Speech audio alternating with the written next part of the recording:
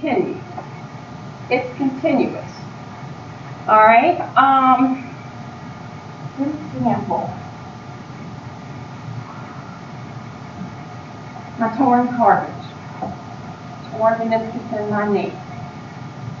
We already determined that inflammation and everything else going on, once the tissues around it get activated, that pain becomes continuous. It doesn't stop. Now, I might take my little non-steroidal anti-inflammatory, okay, and I'm taking it in the hope that that pain in my knee is going to stop. Does it? Not if I have truly torn that meniscus. There are two ways that pain can stop. The first, the little piece of the meniscus that got torn, somehow or another, some way, miracles happen, all right, and the little torn flap lays back down. But that's only temporary, because eventually at some point you're going to do something else to your knee, and that little piece will flap back up, begin to stimulate those tissues in your knee, and pain can be even worse. To the point that your leg will probably lock up on you from the pain. Then, the only thing that's going to help you, your doctor's probably going to give you a shot of cortisone, and he's going to be like, okay, my surgery days are Tuesday and Thursday. Which one are, we're going to schedule you for Thursday the 28th at 11 o'clock in the morning. That's your only other option. Once the surgery's done, you got to deal with that pain. But your hope is the pain goes away. You see the difference? That's a continued stimulus, doesn't stop, extreme pain. So there can be stimuli that will be strong, kind of immediate effect. We can have stimuli that are going to be prolonged, strong. You can also have stimuli that are prolonged and just achy. They're not, they're not really strong. They're more weak, but it seems like they don't stop.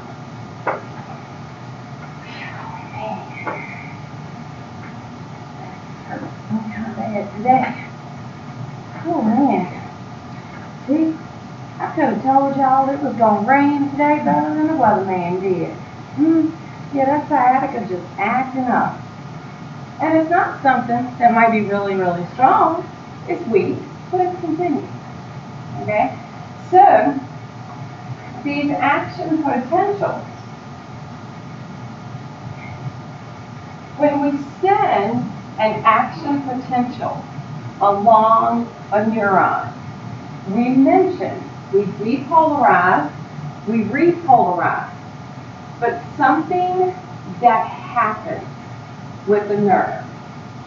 The nerve is going to hyperpolarize.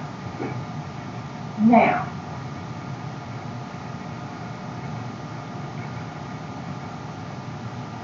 meaning the inside of that nerve cell goes to roughly minus 90 millivolts before it returns back to its resting membrane potential.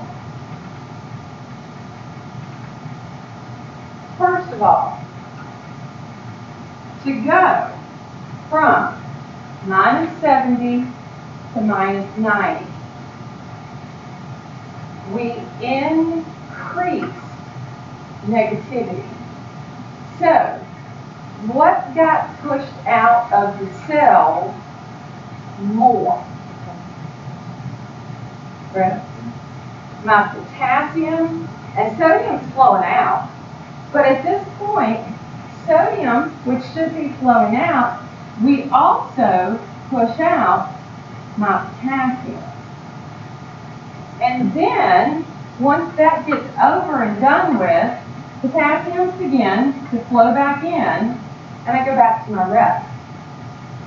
Why did my nerve cells have to hyperpolarize?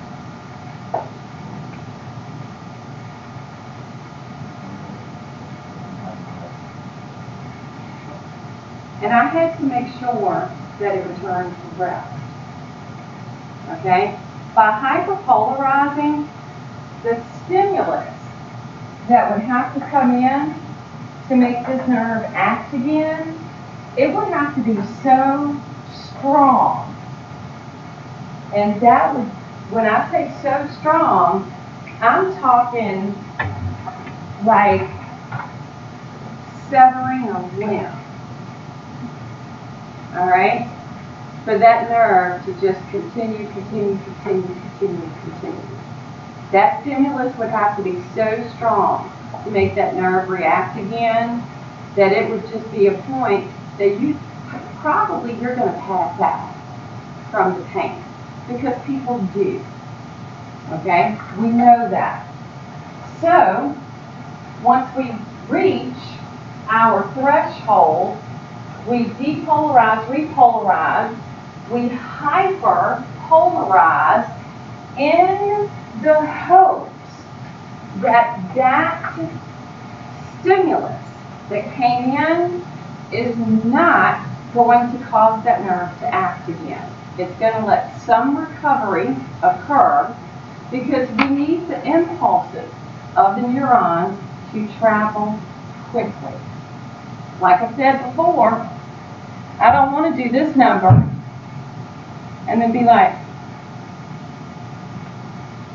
no, when I hit it, I want to be able to pull my body away from the painful stimulus as quick as possible. If we didn't have that ability and we reached for that hot pan, we would probably get third-degree burns if these impulses didn't pass as they do. What's going on when people have the hypersensitivity? They can put their hand like in fire and don't feel it. Now you mean like holding it on top of a flame? Probably got thick skin. And I don't mean that jokingly. Okay? I mean that their hands are probably very rough, hard-working hands. Yeah.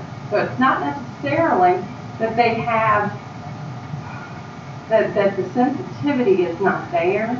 It's just not as great. Yeah. Now, are there disorders where people do not feel pain at all? Yes. They are genetic defects. They are going to be genetically based for the most part, unless there's severe nerve damage. Okay? But for the most part, people are going to be feeling that way. Yeah. So, like I just said again, the dendrites of my nerve, they're going to have information. Now, they're kind of showing the end from another nerve. But this is, I mean, you would see hundreds of these attached to one nerve. And then this one down here, as it branches off, it would branch off into hundreds or thousands of areas. But if that's the case, I've only got one axon. Have you thought about that? If that action potential that comes in, makes it across the body, makes it to my trigger zone, the axon hillock, passes down the axon to the terminal end, is only one terminal end affected? No. All the terminal ends of this one nerve are going to be meeting something they're going to be meeting another muscle, they're going to be meeting a muscle gland or another neuron, and every single one of them is passing that information, every single one of them releasing their neurotransmitter.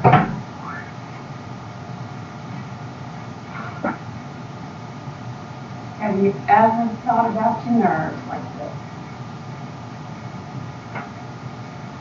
Do you think about it differently now? So when y'all leave class and you go, you need to feel my last nerve. Then there will be something totally different for you. Yeah. Good. That's what you do. It's going to be so cool. All right? What was it? I don't know what I was doing yesterday. But sure enough, I was like, you know what? It's getting on my last nerve. And then that hit me. And I was like, we've been talking about the nerves in the class. And I'm like, I could actually say, okay, it's on my, say a nerve. That'll be a whole lot of fun. So, is everybody kind of getting this idea of passing the transmission? Now, once again, passing this transmission, just because that action potential passed does not mean that this will do something. It could be that it's to stop the transmission for receptors on whatever this is to not continue passing the information. So with the nervous system, it's as important to pass the action potential as it is to stop it. Take a break. Sorry, Greg. What's stop it? Well, let's see, did we get into that in this chapter? But what you'll find is that the receptors on this side over here, if this is a cell that the neurotransmitter, when it gets released and attaches to the receptors on the cell, if they are to shut the gate down, they will. But if it's the receptors to continue passing it, gates will open, sodium will continue to rush in. And what we call it is, we call it an excitatory or an inhibitory response.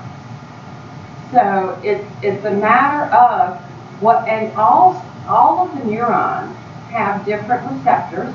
Their receptors can be ones that will be excitatory, meaning they continue to pass the potential, or inhibitory, they stop it. Take a break. Be back at 3:30. I get off tomorrow morning.